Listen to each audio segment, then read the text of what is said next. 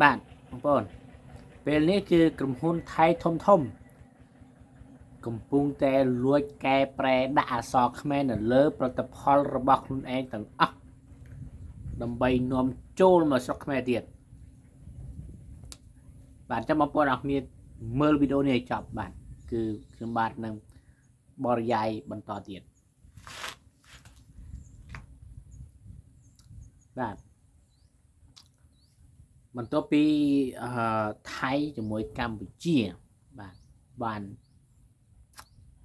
ធ្វើសង្គ្រាមបាទដើម្បីសម្លាប់ជីវិតរៀងខ្លួនសង្គ្រាមអត់មានអ្នកណាឈ្នះអ្នកណាចាញ់ទេបាទការលេងវាយនេះគឺអត់មានអ្នកណាឈ្នះអ្នកណាចាញ់ទេមានតែខាតទាំងអស់បាទខាតទាំងអស់តំដងបាទអញ្ចឹងថៃក៏ខាតខ្មែរក៏ខាតបាទថៃវាកាលណាវានៅលើទីខ្ពស់បំផុតវាធ្លាក់មកដីក៏វាឈឺខ្លាំងបំផុតដែរខ្មែរយើងនៅត្រឹមតែពាក់កណ្ដាលចង្កេះភ្នំឯងធ្លាក់មកវិញក៏វាមិនសូវឈឺដែរបាទអញ្ចឹងអ្នកដែលឈឺខ្លាំងបំផុតគឺថៃខ្លួនឯងបាទហើយបងប្អូនមិនត្រឹមតែប៉ុណ្ណោះទេអនុทินណាបាទនាយករដ្ឋមន្ត្រីថៃពេលនេះចាប់ដើមដែងខ្លួនហើយដែងខ្លួនឯងថាឈឺខ្លាំងបាទកាលដែលមិនទាន់ឈឺហ្នឹងគឺដូចសម្ដីក្រអឺតក្រទួមបាទតែដល់ពេលឈឺទៅគឺដែងខ្លួនថៃក៏វាមានរឿងគ្រោះធម្មជាតិខ្លាំងណាស់ដែរបងប្អូន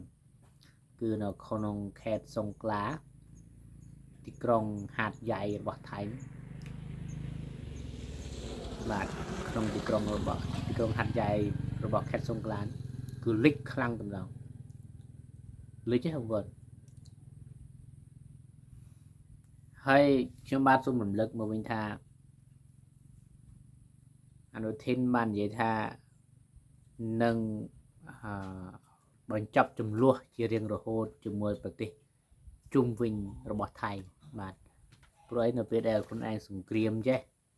សង្គ្រាមបែបហ្នឹងទើបដឹងថាខ្លួនឯងនឹងឈឺទើបដឹងថាខ្លួនឯងនឹងខាតធនធ្ងរខ្លាំងបាទអាហ្នឹងគឺរឿងមួយបងប្អូនហើយមួយទៀតពាក់ព័ន្ធទៅនឹងក្រុមហ៊ុនថៃមិនថាគូកាមិនថាខារ៉ាបាវអោយតែផលិតផលថៃរាល់ថ្ងៃនេះគឺវាចាប់ផ្ដើមដូរពីអក្សរថៃ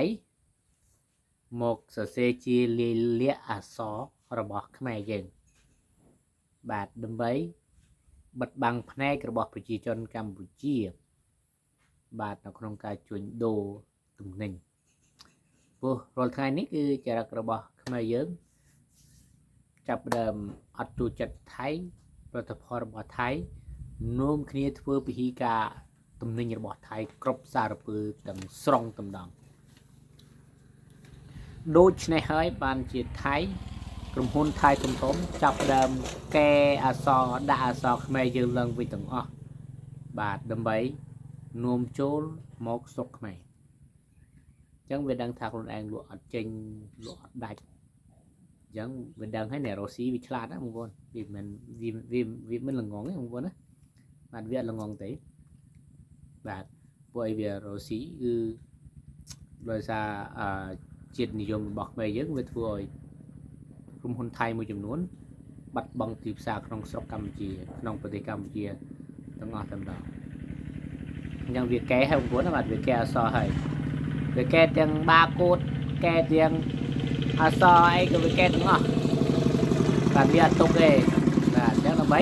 នាំចូលមកស្រុកខ្មែរលក់ឲ្យខ្មែរយើងថឹកឲ្យយើងហូបអាហ្នឹងរឿងមួយបងប្អូនណាបាទគ្រឿងក្លែមួយទៀតសួរថាហេតុអីបានជាប្រទេសថៃមានគ្រោះធម្មជាតិ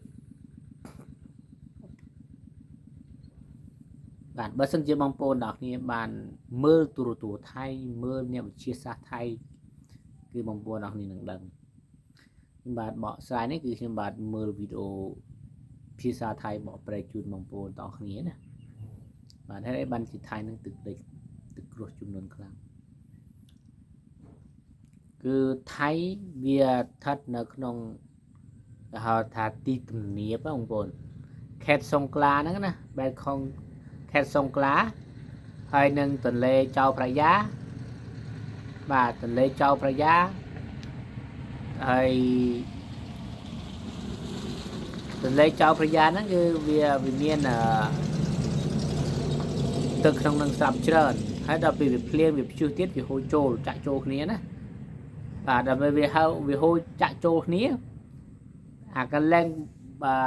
របាយណាមហ្នឹងកន្លែងបញ្ចេញទឹកហ្នឹងវាមានតិចបាទវាមានតិចដល់ពេលវាមានប្រព័ន្ធបង្ហូរទឹកចេញហ្នឹងវាមានតិចហើយវាស្ថិតនៅក្នុងទីទំនាបទៀតវាប្រៀបដូចជានេះបងប្អូនអរគ្នាដូចខ្ញុំប្រៀបដូចជាបាត់ឯងអញ្ចឹងប្រទេសថៃដូចជាខ្ញុំកន្លែងនេះគឺទីទំនាបវាគ្រលូងបើនិយាយភាសាមួយទៀតគេហៅថាវាបាតក្រមបានចាហើយទឹកវាហូរចូលមកពីភ្នំចាវាហូរចូលចុះមកយ៉ាងបងប្អូនណាបាទវាហូរចូលមកដាក់ក្រែងទីទំនាបហ្នឹងបាទហូរចូលមកដាក់អញ្ចឹងបាទវាហូរចូលមកដាក់អញ្ចឹងបាទទំនប់វាមានដែរទំនប់ដែលធំបំផុតនៅក្នុងប្រទេសថៃគឺទំនប់ភូមិគេហៅថាទំនប់ភូមិខឿនភូមិមីបុលហ្នឹងបាទទំនប់ភូមិខឿនមីបុលអញ្ចឹងបងប្អូនបាទទំនប់ហ្នឹងគឺធំជាងគេបាទអញ្ចឹងបើសិនជាបាក់ទំនប់ហ្នឹងគឺប្រទេសថៃគឺកាន់តែធំគួរទំនប់នេះគឺវាដែលធ្វើឲ្យប្រទេសថៃហ្នឹងគឺវាលិចហ្នឹងឯងបាទវាទីទំនាបហើយភ្លៀងខ្លាំងទៀតប្រព័ន្ធបង្ហូរបញ្ចេញទឹកវាមានតិចបាទប្រព័ន្ធបង្ហូរទឹកវាមានតិចហើយ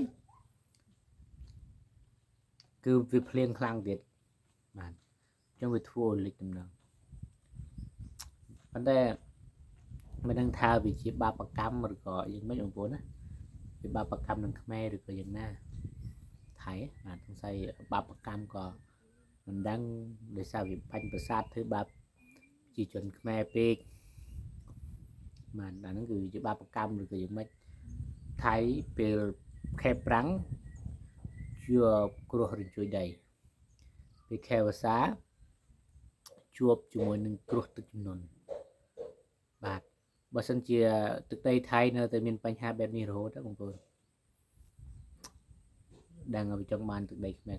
មែរហើយមើលទៅព្រោះទឹកដីខ្មែរជាទឹកដីជាដែនដីសុខសាន្តអាចជាដែនដីដែលពុំមានបញ្ហាគ្រោះធម្មជាតិខ្លាំងបាទគឺពុំមានបញ្ហាគ្រោះធម្មជាតិខ្លាំងទេអញ្ចឹងវាអាចថាវាមើលហើយឱកាសអ្នកវិនិយោគបរទេសក៏គេមើលឃើញស្រុកខ្មែរយើងដែរក្រុមហ៊ុនថៃមួយចំនួននៅពេលដែលត្រូវរើជាមួយកម្ពុជាអាចនឹងរើរោងចក្រមកដាក់ស្រុកខ្មែរបាទអាចនឹងរើរោងចក្រមកខ្មែរយើងព្រោះឯកន្លែងរុស្ស៊ីគេមិនត្រូវការព្យុះរញ្ជួយដីវាខាតបាទវាខាតក្រុមហ៊ុនគេអញ្ចឹងគេរកកន្លែងណាដែលមានតំបន់សុវត្ថិភាពបាទទីទួលសុវត្ថិភាពបាទដើម្បីដាក់រោងចក្ររបស់គេហ្នឹងបាទធ្វើឲ្យរោងចក្រហ្នឹងគឺវាមានសុវត្ថិភាពបាទអានេះគឺខ្ញុំបាទគ្រាន់តែបញ្យល់ប្រាប់បងប្អូនបាទព្រោះឲ្យនឹងហើយដូចខ្ញុំបាទនិយាយជូនបងប្អូនអរគ្នាអញ្ចឹងនេះគឺវាទឹកចំនួនគឺដោយសារអញ្ចឹងបាទហើយបងប្អូនអរគ្នាត្រូវចាំថាថៃវាមិនមែនល្ងងទេបងប្អូនណាបាទកុំគិតថាថៃល្ងងអត់ទេណាបាទហើយកុំគិតថាថៃអត់សម្បូរល្បិចទេកុំគិតថាថៃអត់សម្បូរល្បិចទេបាទថៃគឺសម្បូរល្បិចច្រើនណាបងប្អូនបាទតែយើងដើរកលាចាញ់វាគឺដឹងចូលអន្ទាក់វាហើយបាទដឹងថាវាចូលអន្ទាក់របស់វាបើសិនជាយើងមិនដឹងអំពីប្រវត្តិសាស្ត្រអញ្ចឹងអ្វីដែលសំខាន់បំផុត คือบางคนดอกนี้ประชาชนខ្មែរយើងត្រូវរៀនពីប្រវត្តិសាស្ត្រយល់ដឹងអំពីប្រវត្តិសាស្ត្របានច្រើនបាទជៀសវាងការបកបន្លំរបស់សៀមម្ដងទៀតបាទនេះគឺជាខ្ញុំបាទលើកជាឧទាហរណ៍ជូនបងប្អូនទាំងអស់គ្នាណាហើយអនុทินណាបាក់មុខបងប្អូនបាក់មុខខ្លាំងណាប្រជាជនថៃជេរស្អប់រងថ្ងៃនេះចាប់ដើមស្អប់អនុทินខ្លាំងបាទព្រោះវាសំដែងពេកវាប្រកែសំដែងពេកអញ្ចឹងណាដល់វាសំដែងពេកគេដែងចរិតរបស់វាក៏ប្រជាជនថៃស្អប់ស្អប់អនុทินនឹងខ្លាំងមែនតើបាទនេះគឺជាអ្វីដែលខ្ញុំបាទជម្រាបជូនបងប្អូនអរគ្នាជាព័ត៌មានមួយសម្រាប់បងប្អូនអរគ្នាទស្សនៈយល់ឃើញនិងទស្សនៈទានជូនបងប្អូនអរគ្នាដើម្បីដឹងអំពីបញ្ហាប្រតិកម្មកើតឡើងបាទ